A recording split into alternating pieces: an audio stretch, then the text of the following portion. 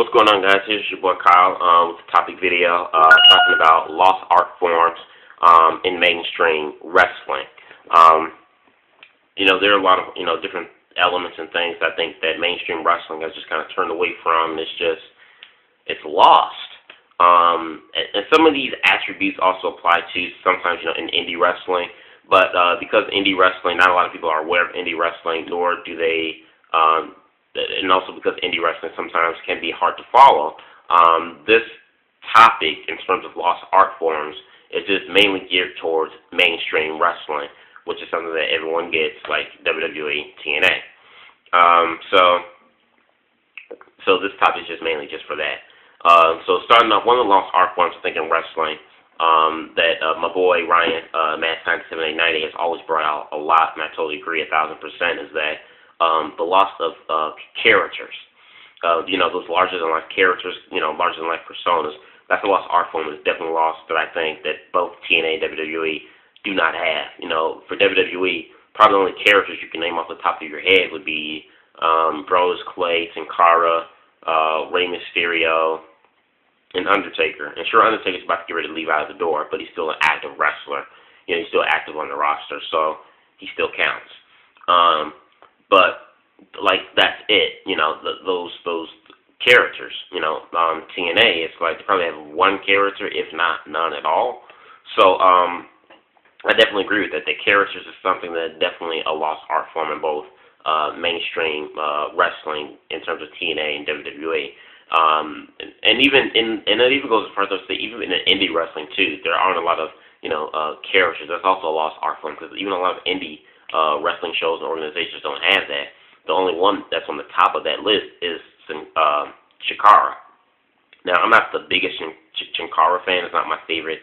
It's not one of my favorite indie promotions, but that's the reason why Chikara is one of the top indie promotions out there, and why it has such a loyal, faithful fan following, because it has something that a lot of the other indie promotion and mainstream wrestling doesn't have, and that's characters.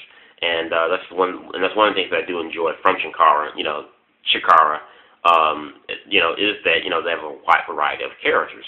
Another lost art form I also think that's gone and missing in wrestling is believability. Believability, to me, I think is a lost art form in wrestling. Either the acting of the wrestlers are just too bad, or the acting's too bad, or the storytelling just isn't great. The angles and stories that they have are either kooky, uncomfortable, or they just don't make sense at all. It's just, irrelevant storytelling. So that's a lost art form, I think, that's gone to mainstream wrestling, is believability. Another lost art form, I think, in mainstream wrestling is tag teams. Right now, WWE tag team division is dead. It was starting off pretty great with Airborne, but Evan Bourne kind of screwed the whole thing up. So now we have Primo and Epico is like the only tag teams now. So WWE's tag team division is dead. TNA's tag team, their division, I wouldn't say it's dead, but it's defunct. It's on a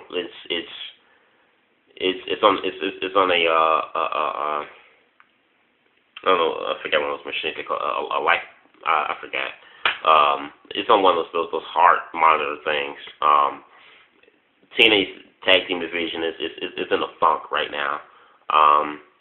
It's a little bit defunct, where to the point where they just have to just put random people together. And congratulations, to Magnus and Joe becoming new tag team champions, but it's just like they just slapping just random people together, just pushing them as tag teams. It's that bad. Another lost art form, I think, in wrestling is the importance of championship belts. Now, on the TNA side, I will admit, since Bobby Roode has become world champion, he's done an incredible job, in all the title defenses I've seen, his matches. The times where I took a hiatus from TNA, I went back and watched his title defenses and some of his title matches that were on the line during those first few pay-per-views that I purposely missed, and up until now, and from his previous title defense against all odds. And I have to say, Bobby Roode he's bringing importance back to that championship belt. It's been about going on for 3.5 months now since he's held onto that belt, and I think he's bringing importance back into it. And the same can be said for Austin Aries. Austin Aries has had the belt since September. That's like a 6-month reign. I think he may have the longest reign as X Division champion. He's had, he's brought importance back to that championship belt. Only problem is there isn't that much competition in the X Division. So, but that's a conversation for another day. On the WWE brand side, of course, however, Cody Rhodes and Ziggler have brought prestige to their respective titles, and CM Punk, I feel, is also bringing a little bit of prestige back into the WWE Championship. However, this is just my opinion on this certain topic, is that, to me, bringing importance to a championship belt, I think it takes more than just having the belt wrapped around the title holder's waist, for a long period amount of time.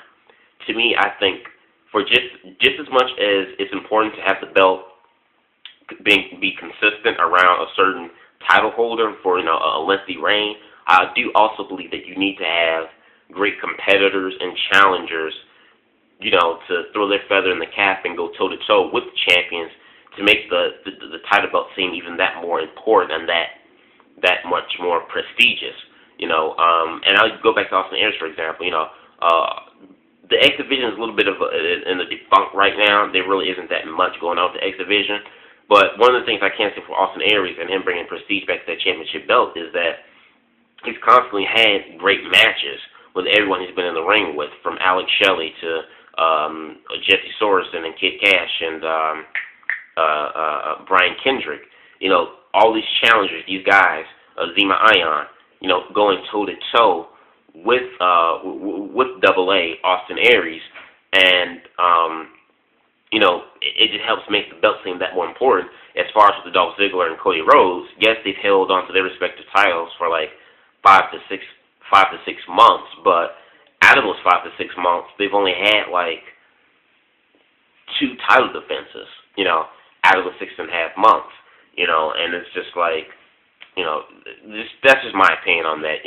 Cody Rhodes has had, successful Intercontinental title defense, with Booker T, and I think he had one with Randy Orton too. Great matches.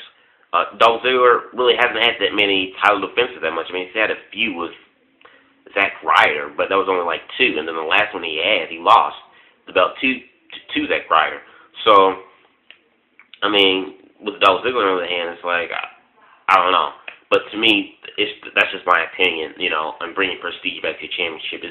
It's more than just, slapping the belt around the guy and having him carry it, for an X number amount of times. I do think you also need to have great challengers to step in there, and give, that champion, a run for his money, to have you at the edge of your seat, because it's saying like, you're a viewer looking at this, it's like, wow, you've seen these 2 guys in the ring, they're wrestling for this belt, this must be a big deal. To see both these guys are putting it out all on the line.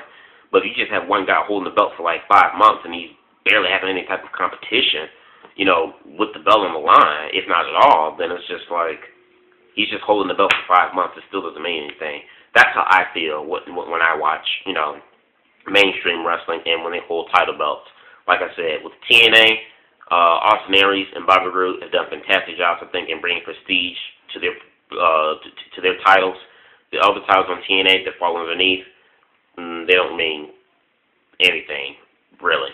WWE, I feel like the WWE Championship, Intercontinental, have some prestige being brought back into those titles. The rest, not so much. And even the U.S., Dolph Ziggler has done a fantastic job in bringing prestige to the U.S. belt. But I think that belt may start to lose its prestige that Dolph Ziggler has worked so hard to build and bring back into it, because he lost it to Zack Ryder. And not saying that he lost to Zack Ryder, the belt lost its prestige, but the follow-up after that. Zack Ryder only had the belt for like 2 weeks. He lost it to Jack Swagger, in which Jack Swagger, he's like at the bottom of the barrel now in terms of ranking. He's not where he was anymore.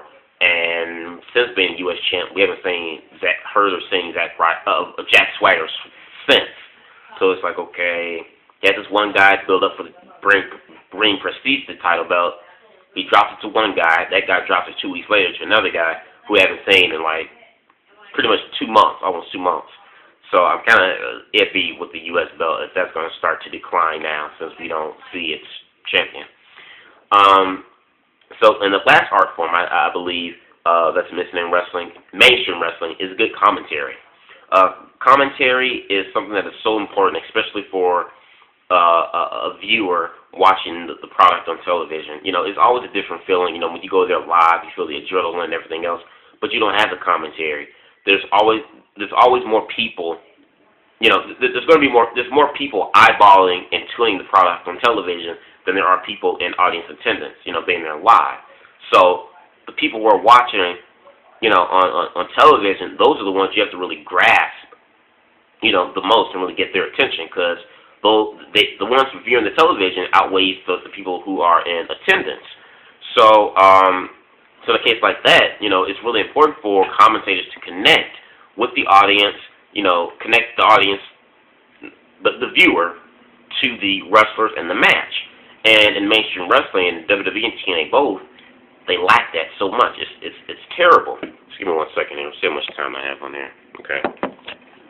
They lack that so much, and it's just it's terrible. In WWE, you have one commentator who constantly talks about himself and Twitter, and he just buries the rest of the talent.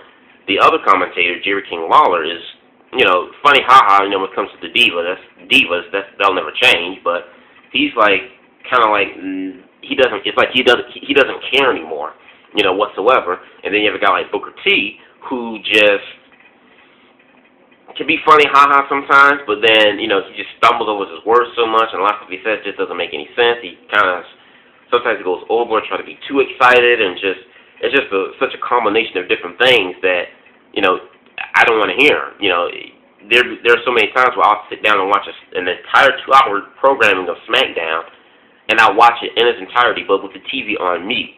Only time I'll take it off of mute is to either hear the wrestlers do a promo or during a backstage segment. But then the other time I'm watching a match, it's on mute, and that's bad, you know. And then on TNA, they have